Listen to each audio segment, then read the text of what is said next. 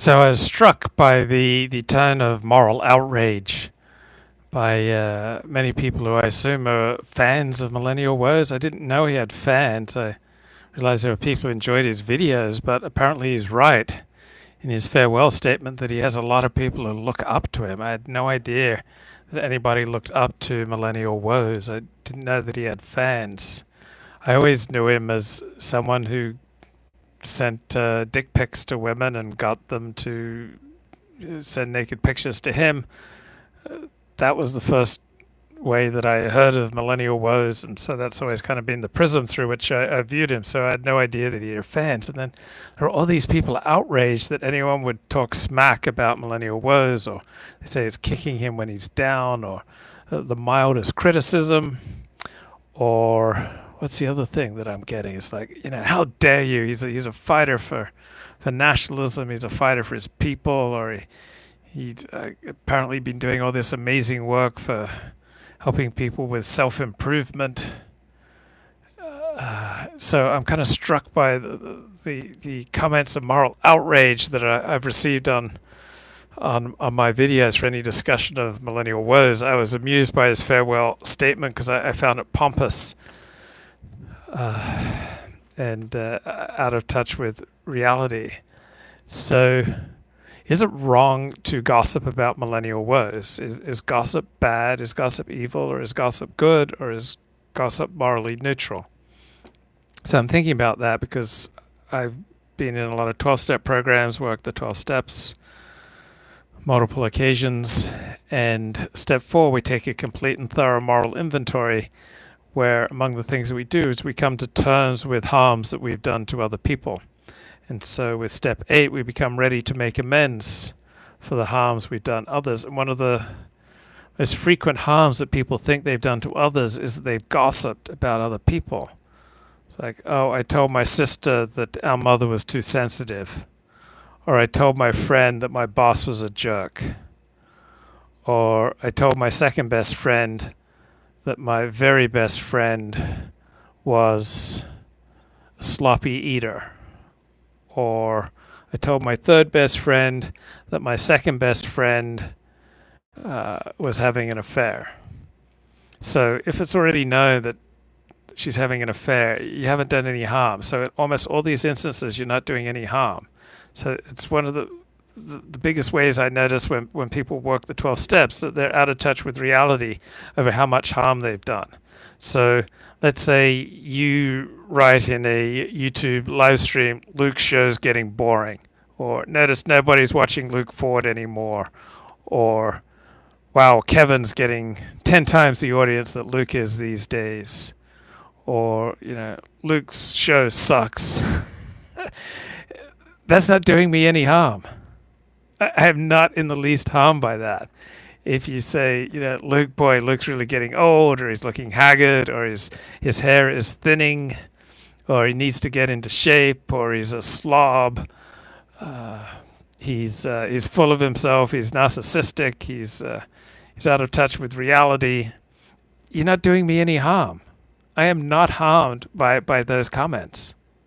Okay, so you've only harmed someone when you've harmed them. So if you got together a group of people and said, okay, let's downvote, thanks, Link, let's downvote all of Luke's videos, I guess in the mildest sense, that's some kind of harm.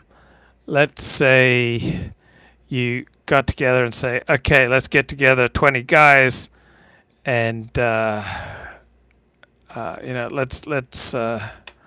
let's slash Luke's tires. Okay, now that would be doing some harm. Okay, if you slash my tires, like every tire, that would be about $1,500, $2,000. Okay, that would be doing my harm. But if you tell your friend, Luke is the world's biggest loser, he is completely deluded, he is such a fool, he's an idiot, he's a traitor to his race, he thinks that he can convert to Judaism, but the Jews will never accept him. I've never encountered someone as delusional as Luke. You haven't done me any harm. There's absolutely no harm in that. I was interviewed on VH1 once, and an Orthodox Jewish friend of mine noticed. Yeah, I got some pushback on my Millennial Woes coverage. Like, people are irate that they say I'm kicking him when he's down. Well, Millennial Woes is always down. I don't regard myself as kicking him. I just following the news, and I'm struck by some incongruities and some absurdities and some pomposities in the whole deal, and I comment on them, and they amuse me. And guess what? I haven't done Millennial Woes any harm. So let's say Millennial Woes called me up, and he like poured his heart out and revealed all sorts of things that were not public knowledge. And then I gave him assurance that I would keep his confidentiality, but then I broke his confidentiality. Okay, then I'd be doing his harm. But I haven't said anything on my live streams about Millennial Woes that isn't already out there.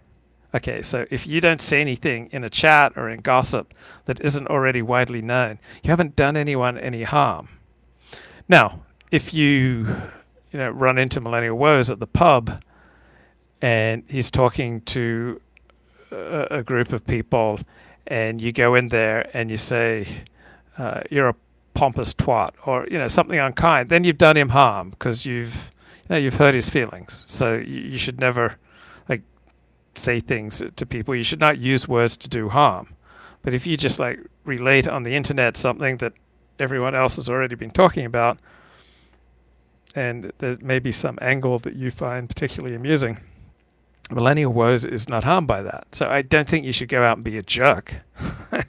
Don't think, go out and be a dick to people. No, I'm struck by how out of touch many people are about gossip and the power of gossip. Now, if you relayed some information that was false about Millennial Woes and that cost him his income, then you've done him genuine harm. Or if you relayed some information about Millennial Woes that was new, and as a consequence, he lost 50% of his income, you have done him harm. Now, that would have to be counterbalanced in a moral sense with whatever good. So let's say you relayed some fresh information about Millennial Woes that was accurate. Still, it cost him half of his income, but on the other hand, you could argue, well, people needed to know, and the public good is served because it reveals that Millennial Woes says X, but he really does Y. Or same thing about me. So let's say you found out some juicy information about me, you broke that news, and as a result, you reduced my income 50%. And so you've done me some harm, but you may well have, say, done the public some good, because Luke's a big fat liar. He says X on his streams, but he acts Y. And the public have a right to know. It's in the public interest. All right, so that's more complicated. Gossiping is unmanly. Well, what's the opposite of gossiping? It means never talking about people. If you're not interested in people, I don't understand you. You're not interested in life. Okay, if you're interested in people, you're going to talk about people. So I don't understand the mindset that gossip is always wrong, that gossip is unmanly, it's unmasculine, it's degenerate, because if you care about people, you will inevitably talk about them. So let's say you look at David Pinson's workout pictures, and you think, okay, these are really impressive, or these are really stupid, or this is the way forward, for the white race, or this is not a good look. He should wait until he can do X, Y, Z. Okay, any of those opinions about things that David Pinson has publicly shared, you're not doing him any harm. Now, you may indeed hurt his feelings if he reads some caustic comment, and you may hurt his feelings, and you may cause him to reevaluate. Oh, maybe I shouldn't have posted that picture, or maybe I should need to do X or Y. But you haven't really done him any harm. Now, if you relay something that was given to you in confidence, then obviously you've betrayed a trust. That's harm. But I know, as a 12-step sponsor and as someone who's gone through the 12 steps, that people usually, when they're talking about gossip and the harms they've done others, they're almost always out of touch with reality. If you say about your father, man, he's really, gone to seed the last few years, he's really, fallen apart, he's not looking after himself anymore, or he was always a lazy bastard, he didn't work hard, and you say that to a friend, you haven't done your father any harm. Now, if you say such comments in front of your father's friends, and so you're publicly disrespecting him as a child, then yeah, you've done him some harm. You've caused him some embarrassment. But overwhelmingly, when you gossip, you're not doing anyone any harm. Now, if you relay gossip that say turns two good friends against each other, and the gossip that you relayed was inconsequential. Power politics is about information. Gossip is just verbal prostitution. Well, let's talk about who's the president sleeping with. So let's say that President Trump is sleeping with some Chinese woman. Oh, think about Rupert Murdoch. He's the head of News Corporation. And I am going to get to the Hebrew concept of Lashon Hara in a minute. So Rupert Murdoch is the head of News Corporation, and he was married to Wendy Deng, who may very well be a spy for China. Okay, so if you say Rupert Murdoch's been captured by a spy for China, that's gossip, but it's also important information, because if it's true, that's highly significant. Rupert Murdoch, according to that Showtime miniseries on Roger Ailes, the loudest voice in the room, Rupert Murdoch forced Roger Ailes and Fox News to start going easy on Barack Obama. And Rupert Murdoch took back control, essentially, of Fox News during the 2008 campaign, and he ensured that Roger Ailes and Fox News went very easy on Barack Obama. So Roger Ailes had Wendy Deng, Rupert Murdoch's wife at the time, investigated. That's not gossip. Well, I don't know. Saying that it's not gossip. Let's say your boss is having an affair, and that could have repercussions for your whole office, because whoever you're sleeping with is very likely to have a profound effect on him. Any thoughts? I don't know who Dangerfield is, so I have no idea. So being informed about who your boss is sleeping with, it seems to me it would only be in your self-interest as a worker. Who we sleep with has a profound effect on who we are, and is profoundly revelative of who we are. It's important information. It shows who you are. Who you sleep with reveals who you are. If you're not faithful to your wife, okay. If you have friends who are committing adultery, you are far more likely to commit adultery yourself. So generally speaking, men who stay faithful to their wives do not have close friends who are not faithful. So being informed about the sex lives of your friends is in your self-interest. So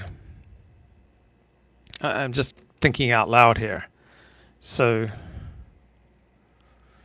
I'm not saying you should go to the office and say about another woman in the office, wow, she's really packed on the pounds, or what a ridiculous skirt she's wearing today, she looks like an ass, or Joe in the other cubicle, he really needs to have a shower, because the repercussions of those kind of comments can come back to haunt you.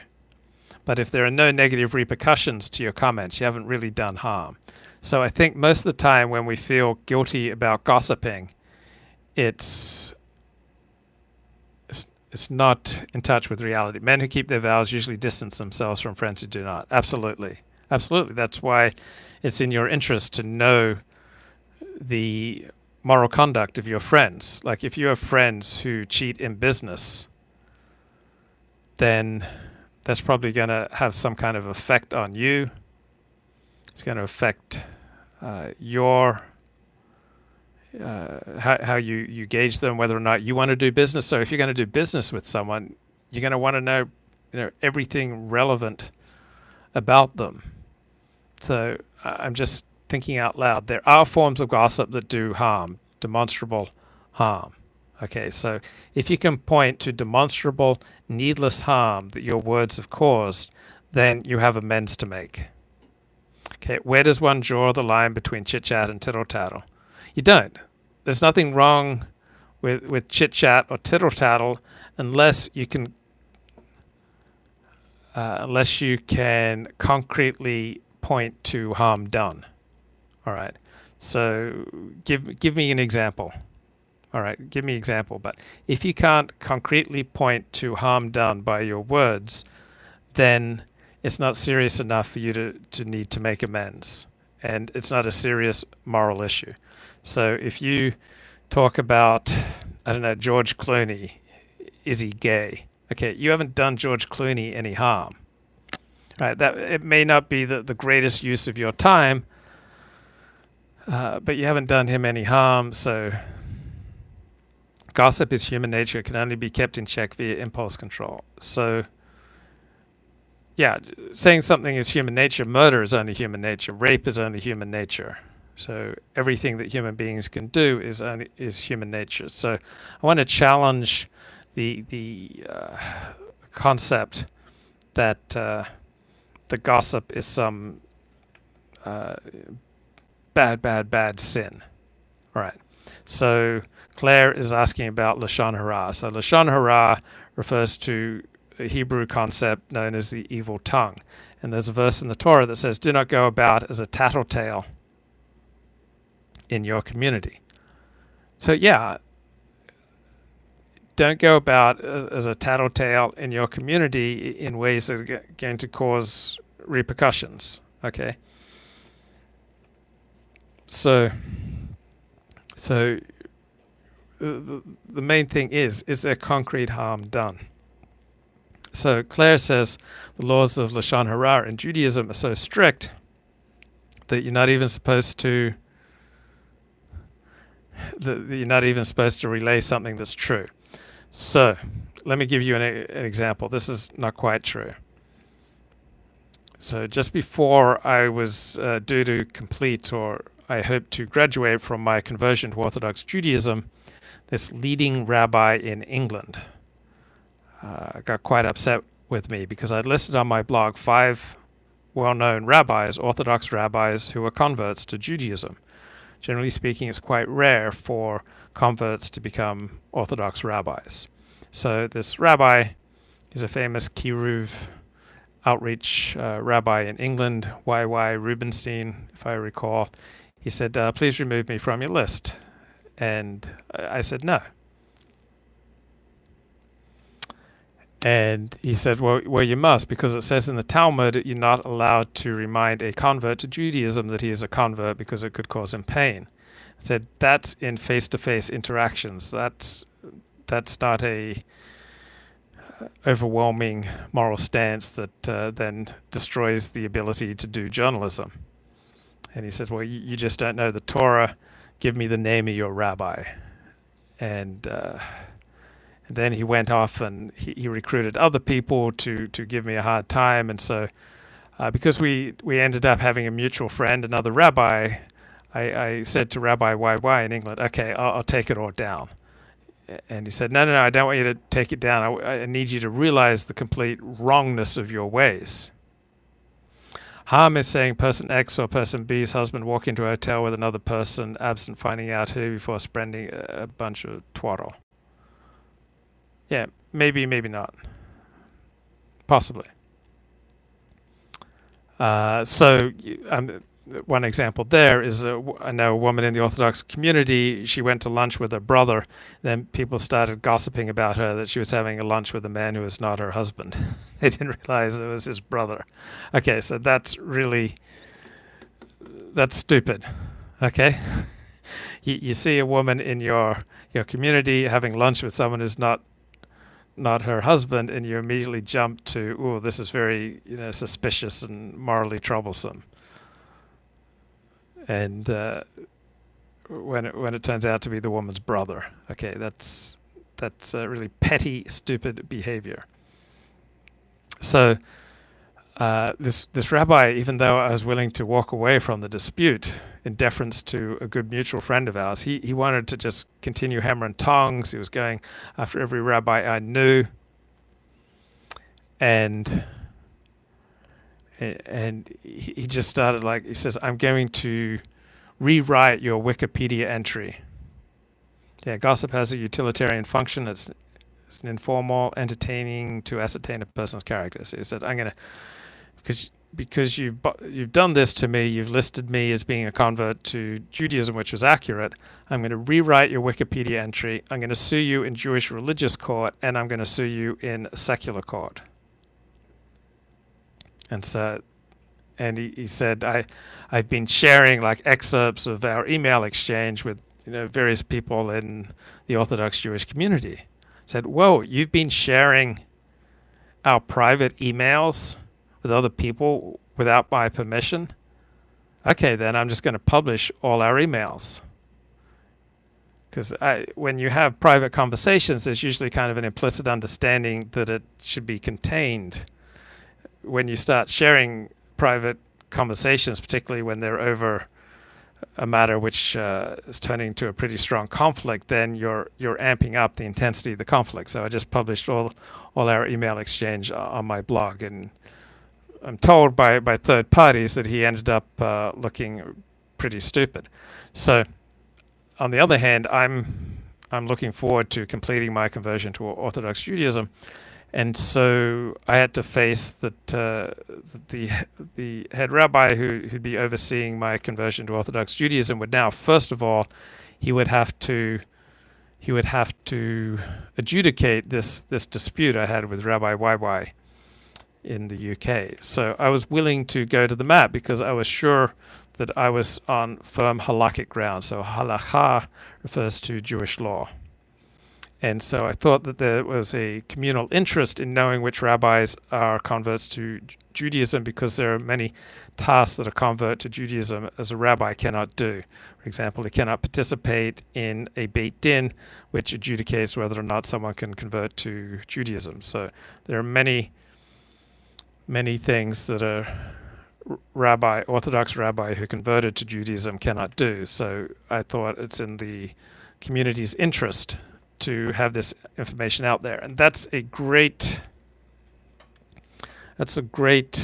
moral guide in life. Is this in the public interest? Is this in the community's interest? Is this in the general interest? Can you make the case? Are you on firm ground that this is in the public interest, the general interest, the communal interest for what you're saying and doing? And so I thought sure it was, and so I won.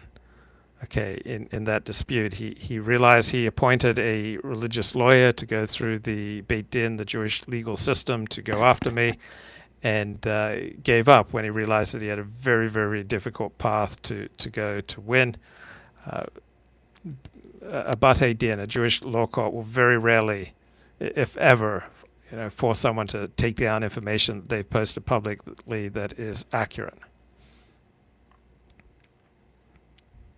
Okay, so there are a couple of verses in the book of Leviticus, Vayikra, that say, don't go about as a talebearer among your people. And there are a handful of other verses in the Bible similar to that. So a Jewish courts like Sharia courts. Perhaps in the concept of them, but I really don't know anything about Sharia courts. So I know something about how the Beit Din, the Jewish law courts, work. I really don't know enough about how Sharia courts work. But in theory, it certainly seems fairly similar. So in Judaism, it started off in the Bible, you had a couple of generalized texts about do not go about as a talebearer among your people. But these texts were used as kind of general moral teachings. They weren't regarded as part of Jewish law. They were just, nice teachings of, do I have relatives of Jewish ethnicity? No, not to the best of my knowledge. So there were no real halakhic Jewish legal rulings on gossip until basically the 19th century.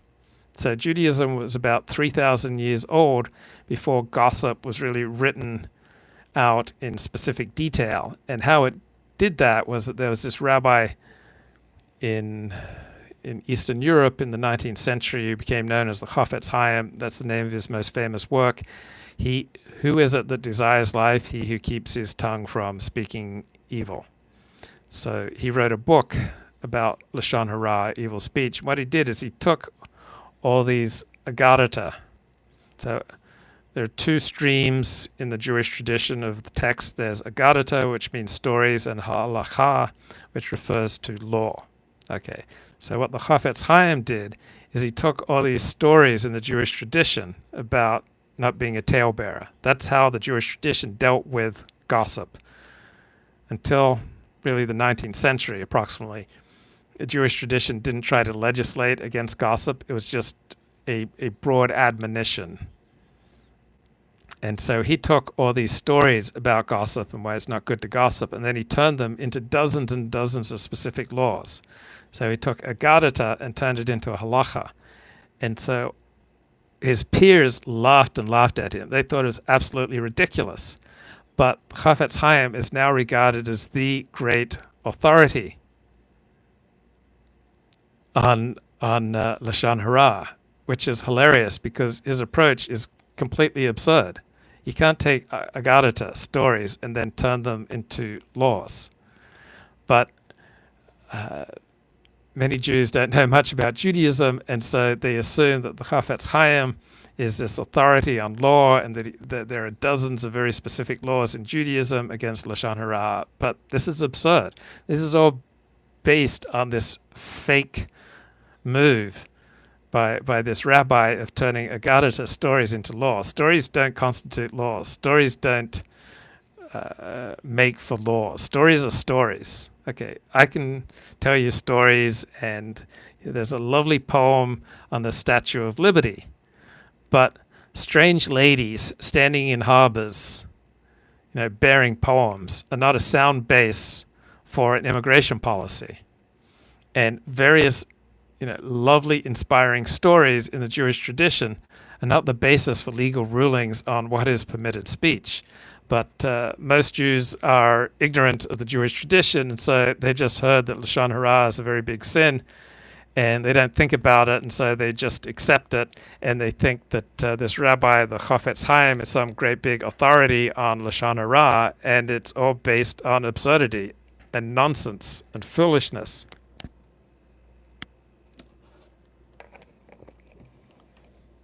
Okay, so it's kind of like the opposite ways that Christians and Jews read the Hebrew Bible. So Jews read it primarily for the laws, which are primarily found in the books of Exodus, Leviticus, and Numbers, Shemot, Vayikra, and Bamidbar. Christians read the Old Testament primarily for the stories and for the foreshadowing of Jesus and the foreshadowing of Christianity. So same text, but we read it completely differently. So Christians will say when they're talking to a Jew, but what about this? And they'll refer to some story in the Hebrew Bible. And Jews are kind of confused because we don't base how we live on stories. We base how we practice on laws. So Jews focus on the laws, Christians focus on the stories. So some lovely sentiment said by, say, King David after he feels bad about taking another man's wife and getting that man killed so that he can possess Bathsheba. And then King David says to God, against thee and thee only have I sinned. Well, he just murdered, had a guy murdered so that he could seize his wife, right? It wasn't just God that King David had sinned, but it's a poetic sentiment. So Jewish law isn't based on poetry. Jewish law isn't based on strange ladies emerging out of ponds telling stories. All right, so there are two very distinct literary genres in the Torah, the Jewish tradition. There is law and there's story, and they're not the same. Law governs how you live your life. Stories can inspire. Stories can provide, subtext of meaning, but they're not the basis on which you render legal decisions. So you don't read the yellow pages the same way that you read a love note. You don't read the New York Times the same way you read your credit card bill. You don't read a poem the same way you read a business contract. Okay, different genres of writing require a very different approach. And once we know the genre that we're dealing with, then we can react accordingly. So the way that you should read your credit card account is very carefully. Did I indeed spend all this money? And how much did I spend? And is it in line with my spending plan? Is it in line with my goals? And so you look over your credit card balance and make sure that there's no fraud. But when you're reading the newspaper at the end of the long day, you don't need to pay such close attention because they're two different genres. And so too, it's helpful to put people in their genre. I'm not a scholar of Judaism because my knowledge of Hebrew and Aramaic is pretty weak. Okay, so you don't look at me, I assume, as a scholar of Judaism. I'm not a scholar of Judaism. I've read hundreds and hundreds of books on Judaism, but I'm not a scholar. Okay, you're only a scholar if you're fluent in the original language of your topic.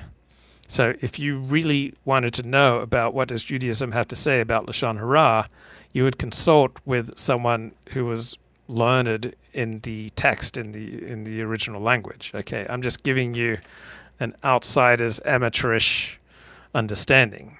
So we all belong to a certain genre. Richard Spencer is the guy with the edgy takes. He loves to give a contrarian edgy take. He's a shock jock. Kevin Michael Grace is kind of a paleo-conservative Roman Catholic, has acid takes in the words of Colin Liddell. J.F. Garapi is someone who makes his living from live streaming.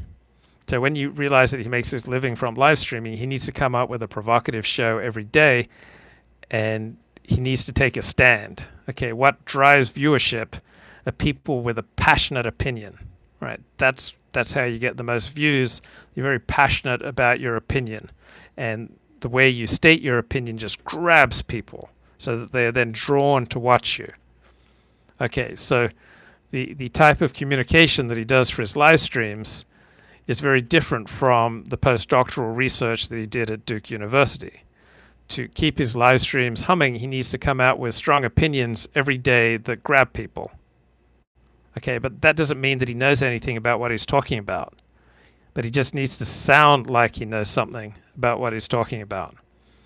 So we've got this big coronavirus pandemic right now, and I don't really have a strong opinion. I'm kind of in the middle because I don't feel like I know much, and because I don't make my living from this, I don't need to pretend to you that I know anything.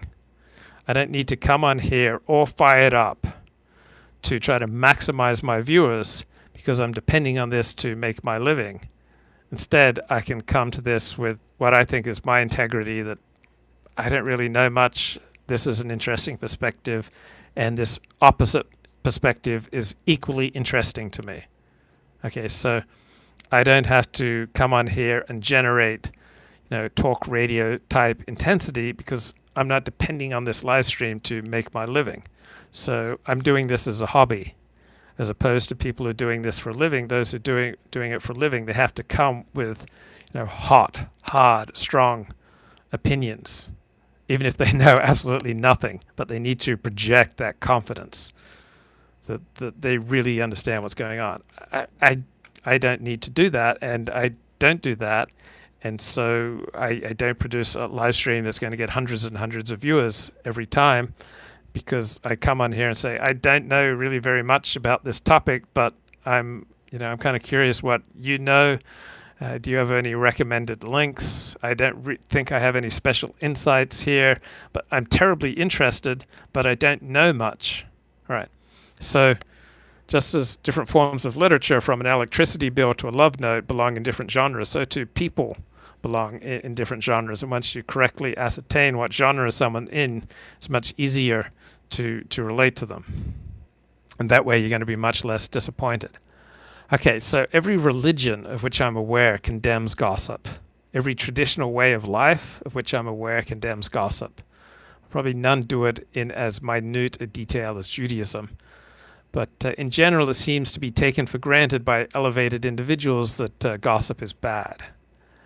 I remember in 2007, Dennis Prager very passionately opposed outing the names of the DC Madam's clients. He says, why should we ruin these John's lives over something so trivial? Well, I understand gossip may well indeed destroy friendships, destroy marriages, destroy business partnerships, can sometimes cause people to kill themselves or kill others.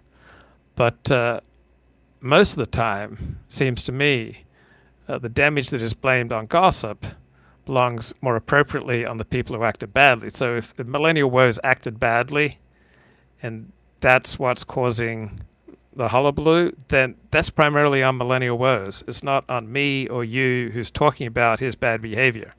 He didn't want people talking about his bad behavior. He should not have acted that way, for many, many, many, many, many, many, many years, and made a sex pest of himself. So often when you act badly and other people notice it and remark on it, it's a human inclination to blame other people then for gossiping about your bad behavior, but it's really on you. Okay, if a man cheats on his wife and other people notice that, is it primarily their fault or is it primarily his fault? I think it's primarily his fault. If people simply notice your bad behavior and comment on it, that's primarily on you. It's not on them. Now, gossip is like water. Sometimes it's good, sometimes it's bad. Sometimes too much water in the wrong situation can drown you, can drown an innocent person. Most of the time, water is a lovely thing in life. Now, I agree with Dennis Prager that ethics are both situational and absolute because the context determines the moral absolute. So sometimes it's right to lie. For example, if the Nazis are coming and asking you, where are the Jews hiding? It's right to lie. Sometimes it was right for women to, say, sleep with the Nazis during World War II to secure a better position for themselves or for their children or for their families. Sometimes they needed to sleep with Nazis to get information to help the opponents of the Nazis. So even sometimes it's right for people to have sex with those they don't want to have sex with. I remember hearing discussion of this at Avondale College, Seventh-day Adventist College in Australia, when I was a kid, and I found it very disturbing because they were having these Sabbath school discussions about situational ethics and whether or not women were right to sleep with Nazis during World War II to avoid being killed or something.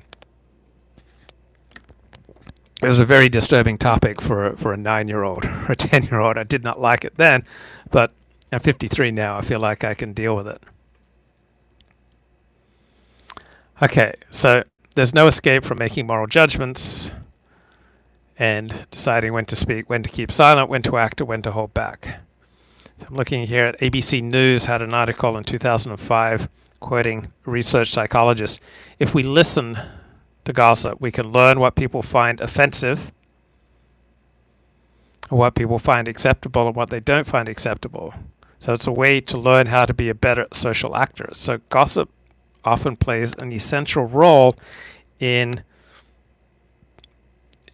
how we function in the world.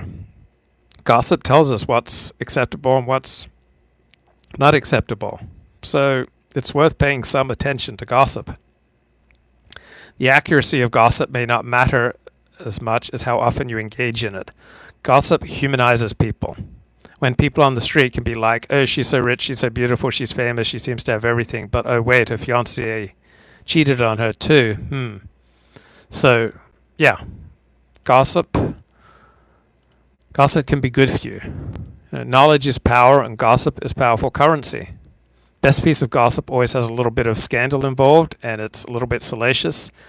And at some point, your mouth drops and goes, "Oh no, she didn't." Now, Mum may have said Nobody loves a busybody. But a lot of psychologists and scholars believe that gossip is an essential.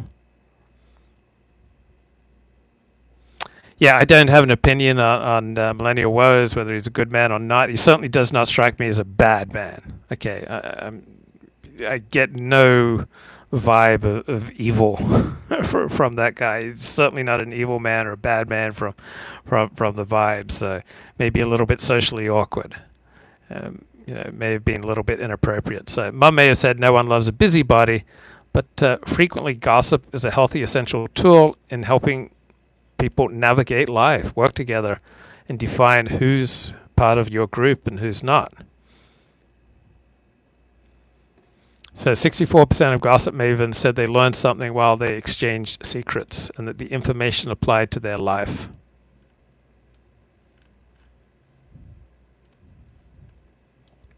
So there's this Orthodox rabbi and historian, Mark Shapiro. He was giving a lecture in 2008 on the lives of the Gedolim, means the lives of the great rabbis. He notes, if you read my blogs, you'll see that I'm a relentless exposer of the fraudulence, not just in the Haredi, the traditional Orthodox world, but in the modern Orthodox world. It all needs to be exposed, but that doesn't mean every single person needs to know. Now, as Rav Kook says, if they come into our world and they try to affect us with their fraudulent stories, it needs to be exposed. That if they want to live by these Bubermeisters, these old wives' tales, that's a way of life, that's their choice. So only if it threatens to interfere in the wider community do we need to combat old wives' tales. Now, it's hard to know what Lashon Hara, evil speech in the Jewish tradition, what it really is, because we really don't know what Lashon Hara is. So rabbis gossip at least as much as other Jews, but they call it talking shop, and they say, oh, we need it so that we can keep a handle on what's going on in the community. But do rabbis need to know what's going on in the community any more than regular Jews? Of course not. If someone's dishonest in business, someone's dishonest in other dealings, if someone's unreliable, if someone's a bad judge of what's appropriate, then I am better off if I know. So the scholar says, I've read many letters from great rabbis, and they are filled with negative comments about other rabbis. Now, you might say this is Lashon Hara, but rabbis badmouth other rabbis all the time. Now, if you ask these rabbis, it's not. Claire says it's forbidden to even supply or suggest negative things about a person. It's not. That's a Bubermeister. That's an old wives' tale. That's from the Chafetz Chaim taking Agadata, poetry and stories, and trying to turn it into halacha, Jewish law. It's absurd and silly. It's nonsense. Okay, so rabbis are always trashing other rabbis. But if you ask the rabbi doing that, they'd say, oh no, it's not Lashon Hara. It's that the Torah says you have to expose chanafim, hypocrites, flatterers. So the admonition to expose hypocrites is stated in the Talmudic tractate Yoma 86b, where it is derived from the legal category of Hilul Hashem, desecration of God's name. So let's say some rabbis going around pronouncing things or saying things that are wrong, then you have an obligation to protect God's name, to expose his fraudulence. We're supposed to expose hypocrisy. I would say that if you asked all these famous rabbis who keep saying terrible things about other rabbis, if you ask them, they would say, no, it's not Lashon Hara, but this other rabbi, he's a fraud, and I have a moral duty to expose him. Now, it could be that the other person is not a fraud, and it's just a personal or emotional dispute. I don't think it is Lashon Hara to talk about a dispute that the whole world knows about, and it's in all the newspapers, if a certain Rav did a bad thing. Now, Mark says there's a Rav, meaning a rabbi who makes legal decisions, not of the first caliber, but of the second caliber. He had a child out of wedlock when he was 17 and in yeshiva. About 20 years ago, one of the Israeli newspapers exposed him and published the birth certificate. I think that's a terrible breach of privacy. He made a mistake when he was young. I don't think it's anyone's business. I would never write an expose like that. If I knew about it, I'd probably choose not to write about him, because how could you write about him and not talk about it? If there was a case like this where he abandoned the girl and wanted nothing to do with them, and then he became a big scholar, I don't think that's Lashon Hara. That would be an example of exposing the hypocrites. I try to balance Jewish values with secular values.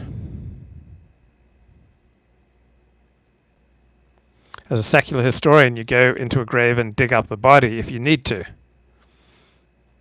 I would have no problem as a secular historian if I was doing that, but among Gedolim, the great rabbis, I do not do that. I've never had to make that choice. I'd rather not write about somebody than have to cover up their misdeeds. Certain great rabbinic figures I would treat differently than other figures. If that is not in correspondence with historical analysis, what are they going to do? Take my tenure away? Life is not only about historical scholarship.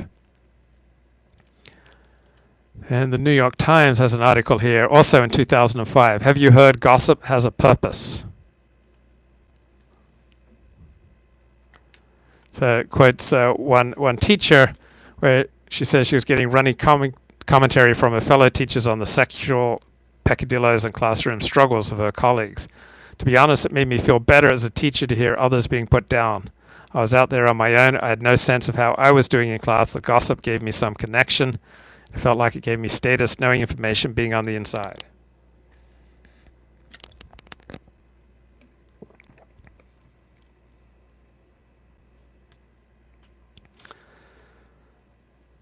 Gossip has long been dismissed by researchers as just background noise, but now investigators say gossip clarify and enforce the rules that keep people working well together.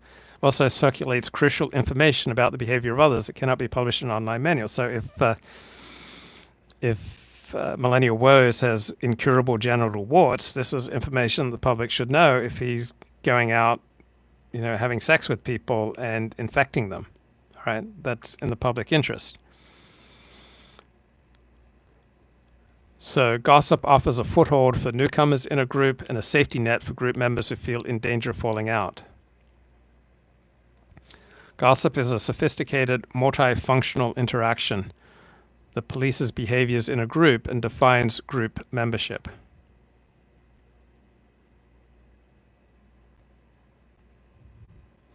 When two or more people huddle together to share inside information about another person who is absent, they are often in spreading important information. They are enacting a mutually protective ritual. People generally devote anywhere from 1/5 to 2/3 of their daily conversations to gossip. So we tend to gossip about people who sneak around, who lie, and who cheat. And by gossiping, this acts to keep people from straying too far away from the group's rules. And we resent it if other people don't pass on information that could protect us from those who might harm us. So there are contexts where you're expected to gossip. It's like an informal version of the honor code at military academies, where if you know someone's cheating, you're expected to turn them in. So if you have someone in your group as a slacker, then fellow crew members will make jokes about him, cracks about his character and manhood, because his shortcomings reflect badly on the entire team. So if someone in your political sphere, whether it's Antifa or the alt-right, is doing things that reflect badly on the group, then you have an incentive to speak out about it and even be cruel.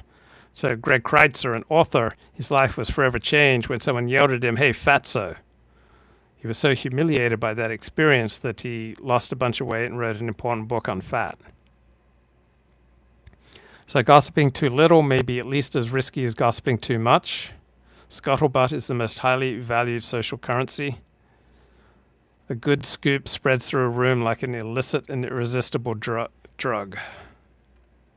Knowing that your boss is cheating on his wife, or that a sister-in-law has a drinking problem, or a rival has benefited from a secret trust fund may be enormously important and may indeed change your behavior for the better. We all know people who are not calibrated to the social world at all, who if they participated in gossip sessions would learn a whole lot of stuff that they need to know and they can't learn anywhere else, like how reliable certain people are, how reliable they are in this context, and in this context, and in this context.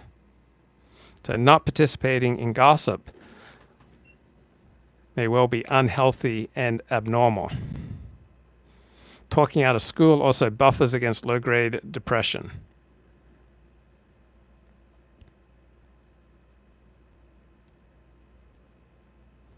Gossip may involve putting someone else down to feel better by comparison, or it may be simply a way to connect with someone else and share insecurities. The end result is often a healthy relief of social, personal, and professional anxiety.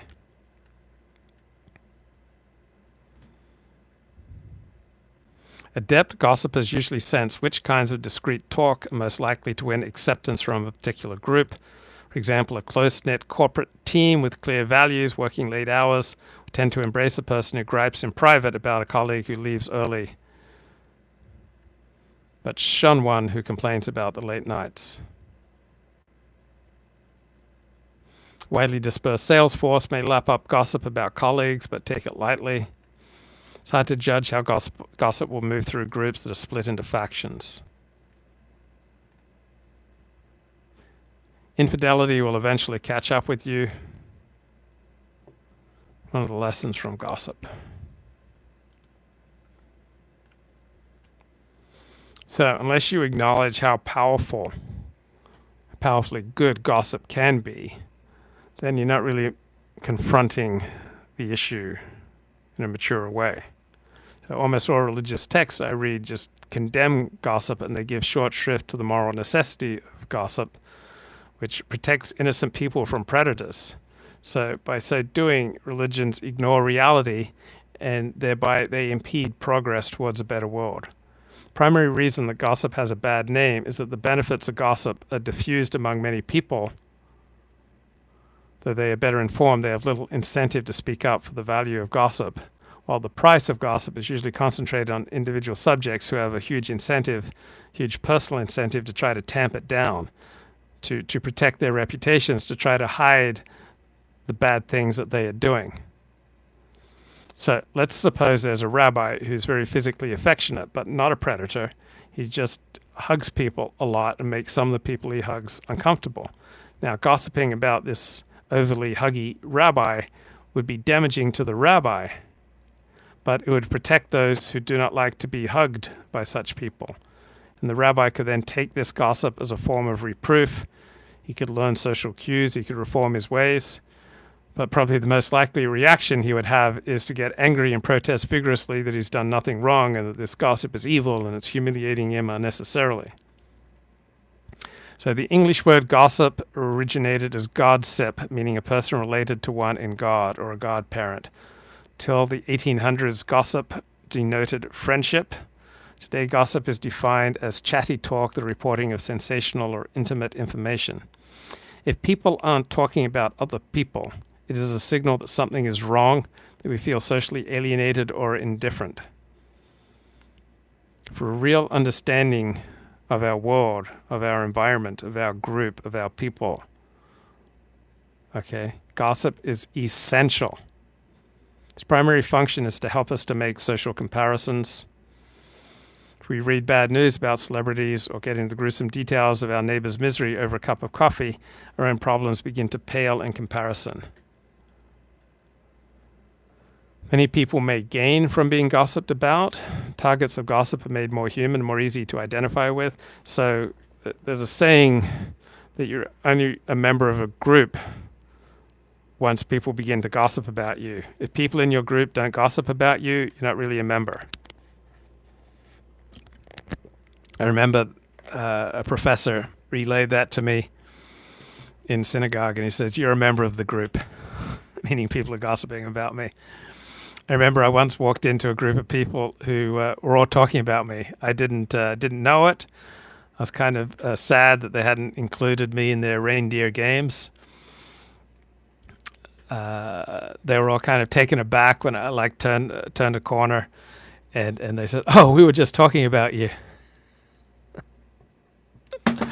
Whoops. Okay. All right. Let's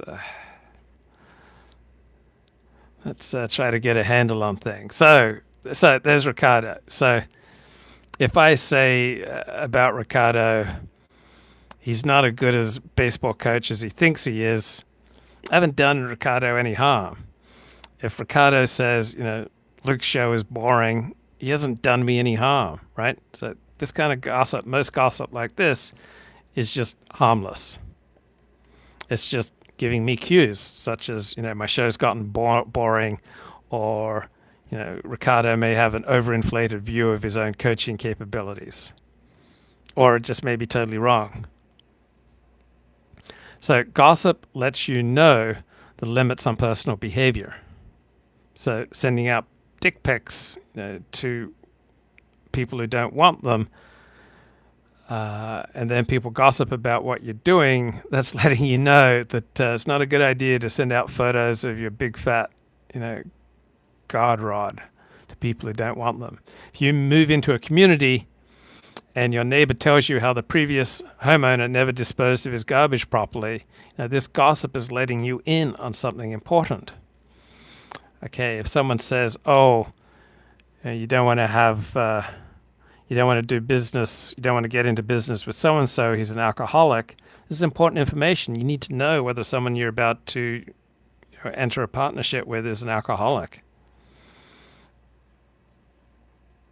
So gossip shepherds the herd, says these are the boundaries and you're crossing them. You're not abiding by the rules and you'd better get back in step.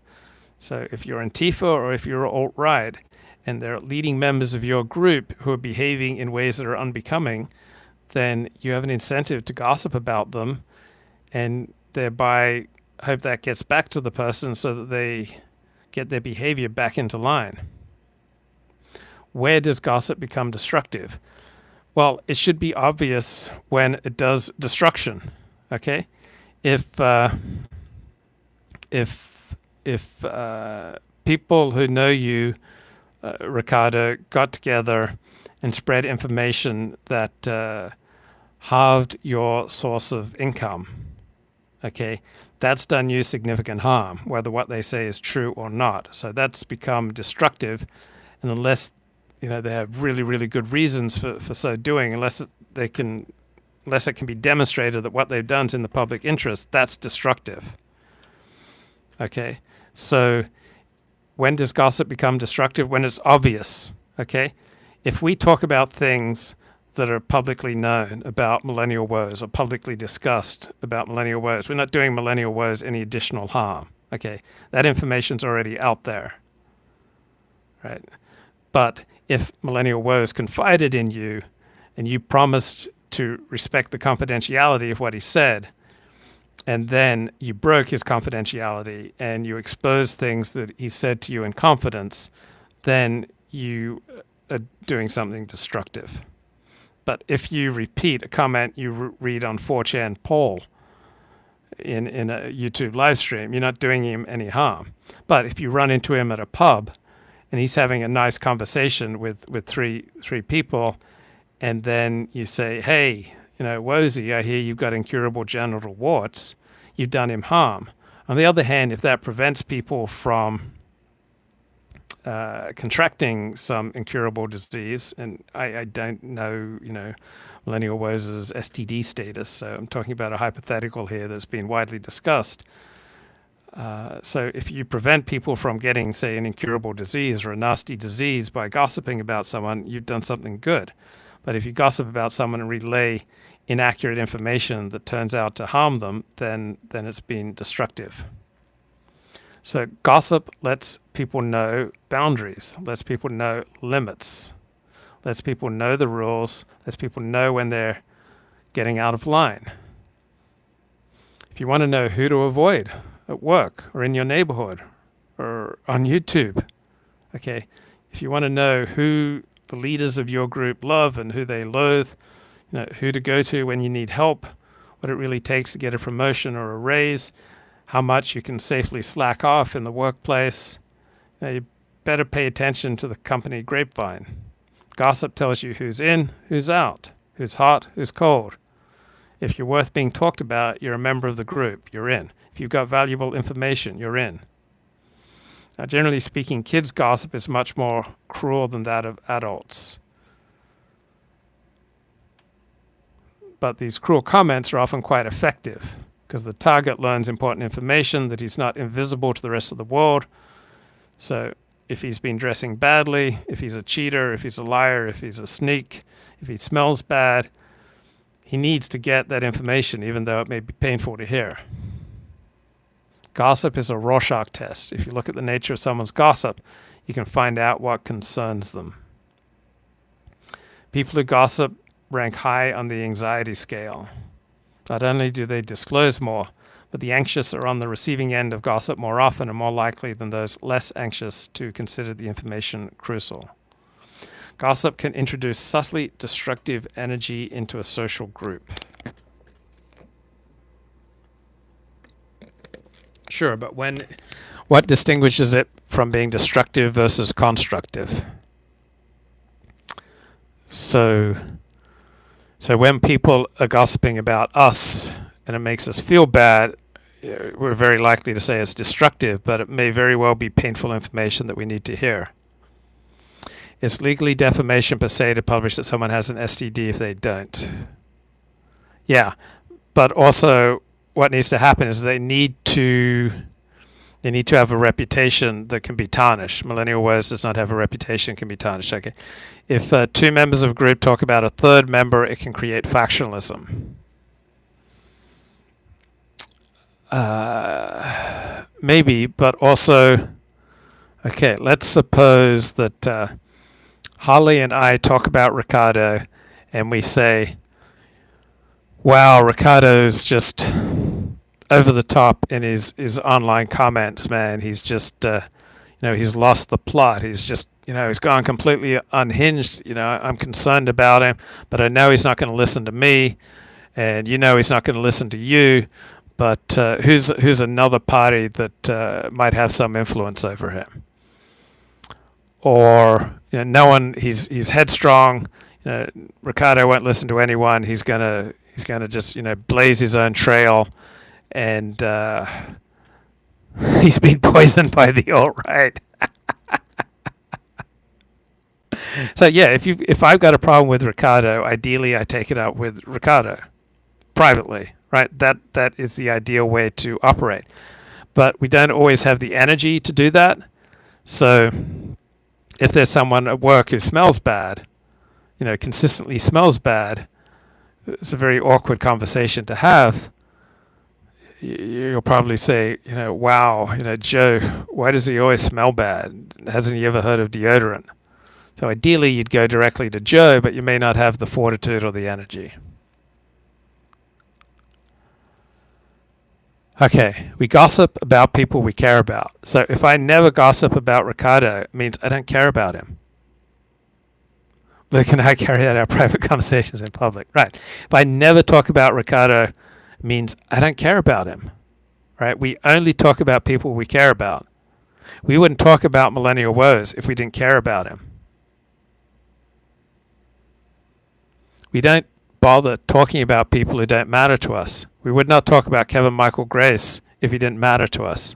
We would not talk about Richard Spencer or Greg Johnson or JF Garapi or Mrs. JF if they didn't matter to us. We don't talk about people who don't matter to us. So if I care about you, I'm going to talk about you. The only way I'm never going to talk about you is if I don't care. Yeah, Ricardo only talks about me because he cares, right? They banned him from the patriotic alternative, but he did have a reputation that's now being destroyed. He had a reputation in some alt-right circles. He didn't have a wider societal reputation that can be tarnished. Okay, once you're publicized as Millennial Woes was a couple of years ago, once he said as many controversial things online as he said or as I've said, I cannot be tarnished. Okay, you cannot hurt my reputation because, one, I directed a porn movie. Two, I blogged about the porn industry for 10 years. There's nothing that you can say that's going to hurt my reputation. Okay? I am libel proof. I have no reputation to preserve. I just don't think anything can be said about me that will be damaging. There's nothing about me that's going to shock people in my Orthodox Jewish community. Yeah, my reputation is judgment proof. Millennial Woe should just start streaming again. People would watch in greater numbers. Yeah, people love someone who's vulnerable and open about their stuff. People love flawed people. Flawed people are much more relatable. Okay. So we only gossip about people we care about. So remember that when you get hurt by someone's gossip. So most of the time, gossip spread between two people is neutral. It's a pregnancy, it's a promotion, but betraying a confidence and spreading sensitive information can end a friendship, can be destructive. The people that people talk about, not usually the most popular. It's usually people talk about people who are different and don't conform. Okay, those are the primary subjects of gossip. People who are different, people who don't conform, meaning people who are low in agreeability. So by being different and not conforming, they are inviting gossip. If I did fewer live streams and I said fewer controversial things, I would be less often a target of gossip. So we gossip about those primarily who don't conform, who don't behave as we expect them to. People who behave different than expectations. People who get reputations for being gossips aren't particularly popular because they're regarded as untrustworthy. So gossip is always about people. It's either fact or supposition. Rumors deal with people's anxieties. There are wish rumors that we hope are true and dread rumors that we pray are false. Rumors are an echo of ourselves. The rumors that we spread, they reveal our desires, our fears, and our obsessions. They're a mirror to our soul. Gossip is a key part of a striving, socially unified society. It's a barometer of our aspirations. As we seek for ourselves the glamorous, turbulent lives of the rich and famous, there's a danger that gossip as we know it could wither away. We could return to the status quo, in which nobody's personal life is considered nationally riveting. The proper time to become alarmed about the role of gossip in American society is when there starts to be less of it. That's Nicholas Lehman writing in the New Republic. Okay, from This is London, 1998. Old-fashioned gossip is not only about dishing the dirt, it is essential to survival. Any employer who wants a happy, how has gossip alienated you from people you care about? Oof. That's right, Ricardo is so good at live streams because he is much less contrived than I am. So I am very controlled. I only rarely show, how I really feel about something. Normally I've got that stick up my butt, that Anglo-Saxon reserve, that stiff upper lip. Very rarely do I let go. So when has gossip damaged me? Okay, I'll tell you when gossip has damaged me, when it has touched on things that I'm trying to keep quiet. So really, the most of the damage that gossip has done me is that other people have simply become aware of the things that I'm trying to get away with. So the gossip that I've primarily hated is when people have noticed and remarked on my bad behavior. I'm trying to think of any particularly painful gossip. I'm thinking about someone who was close to me who saw me on VH1 about 15 years ago, And her kids were watching VH1, and then suddenly I pop up, and I'm surrounded by these scantily clad models, and my friend's an Orthodox Jew, and she was like appalled, and she said, like, how could Luke do this? I thought he'd left all this behind. It's disgusting. It's like right in front of my kids. It's like in their face. I don't know if I can ever have him at my home again. And so she went off on me. And then she felt bad and she sought my forgiveness. And I said, you didn't do me any harm. You know, the expressions of your heart were valid concerns. You did me no harm. So if I violate convention, then I should only expect to be gossiped about. It's vital to swap information with other people. People create rumors when they are uncertain, when they have strong desires or strong fears. We gossip and create rumors to fill a vacuum when we don't know what's going to happen. People gossip to create a social network, to bond with other people, and to put ourselves in the circle and be, with our people, with our group. Gossiping is good for you. It makes you more psychologically positive. Without a traditional gossip network, society could crumble. So celebrity watching can be a healthy part of adolescent development. Celebrity attachments can serve as pseudo-friends when they become the subjects of gossip and discussion among real friends. Fascination with celebs not only helps you bond with other people, but to become more autonomous from your parents. Those children who develop unhealthy fixations on the lives of stars are much more likely to be lonely, lacking strong bonds with family and friends. It's more a result of these lack of strong bonds. So study after study is tracking our eroding commitment to community. As Americans, no, I don't regret burning on woes. I'm just kind of taken aback by all these people who are appalled by it when it was all publicly available information. And I was appalled that anyone was looking up to woes. I've always known him before I even knew he did YouTube videos as a heavily dysfunctional, sex pest who's never held a job.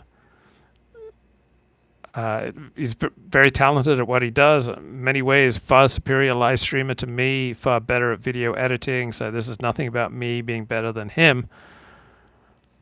I was just kind of taken aback that people think, oh, it's so bad to gossip about woes.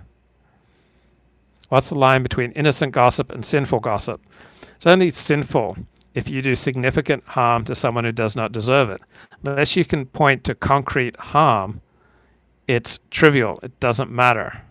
If you concretely harm someone by things you've said, unnecessarily harmed innocent people, then you have amends to make. Otherwise, it doesn't matter. So with our eroding commitment to community, as Americans spend more time with computers, we may start bowling less. We might start bowling alone. But you are adding to the pile. Yeah, it makes no difference.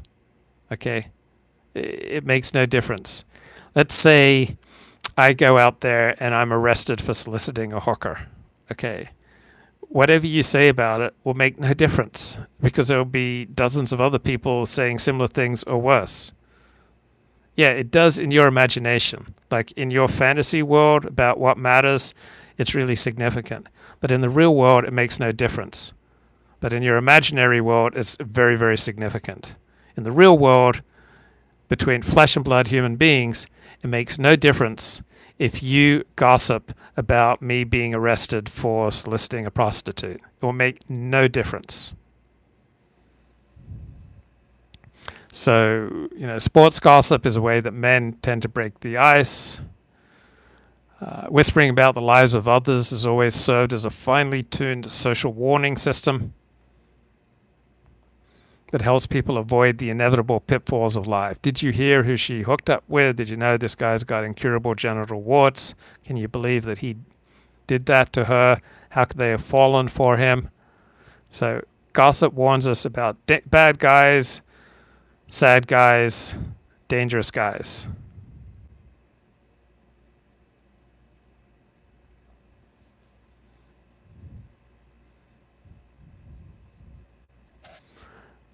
We judge celebrities as a means of justifying our own life choices, to sort out our values and to share our opinions with other people. It's a way of forming a pack mentality.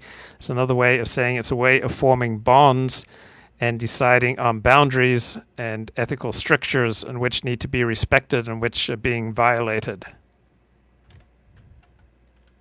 So when I first came to Judaism, I learned that Judaism had all these hundreds of laws against gossip, and I thought, whoa, this is tough. I learned that gossip was very destructive and unethical, and I had a long background in journalism. I thought, oh my God, what am I? I don't know anything about anyone having incurable, genital warts. I'm just picking up on things widely said on various threads on 4chan, Paul, and elsewhere.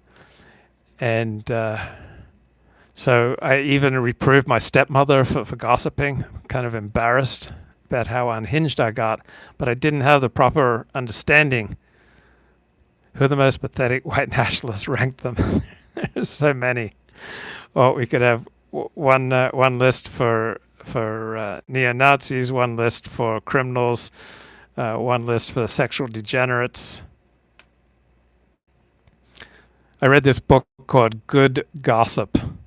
It's one of many academic works over the past few years in praise of gossip, pointing out the good that gossip does, such as bonding, creates community, it develops, enforces, and subverts moral norms, it challenges power, it overturns institutions. I no longer agree with the comment that idiots talk about people and the wise talk about ideas. Why are ideas always more important than people? Sometimes ideas are more important than people. Sometimes people are more important than ideas. Context is king. Ethel writes, my experience with gossip was work-related. I feel great about the Cowboys draft, including C.D. Lamb at wide receiver. I took a college course on management of human resources. To my great shock, there was a section defining the grapevine as a legitimate communication source. It changed my whole point of view on gossip. So rational. It's really important to accept gossip and then manage it personally so it doesn't affect one's own good judgment. Gossip develops the value, significance, judgment, and group concerns or chasm of the gossipers. Okay. I've run a lot longer than I expected, but good talk. We'll continue at another time.